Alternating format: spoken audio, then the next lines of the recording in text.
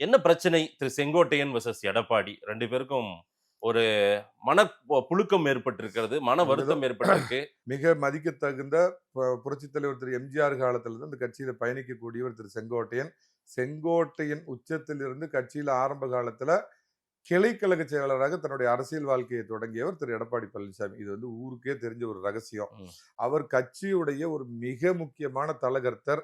திரு எடப்பாடி பழனிசாமி அவர்களுடைய பூரணமான தலைமையை வந்து ஏத்துக்கிட்டு தான் அவர் தொடர்றார். ம். உள்கட்சியில சில மனக்கசப்புகள் அவருக்கு இருந்தது. ம். அத பேசி அத நான் பார்த்துக்கிறேன்னு, சரி பண்றேன் ம். அப்படின்னு திரு எடப்பாடி பழனிசாமி அவர்கள் அதுக்கு யாரோ இந்த ம். நூலருந்த ஊசி, வாளருந்த பட்டம், ம். வூட்ல உட்கார்ந்துட்டு இருக்கிற சமையல்கார அம்மா சொன்னதெல்லாம் கேட்டு ம். தேவையில்லாத சில குழப்பங்களை ஏற்படுத்த முயற்சிக்கிறார்.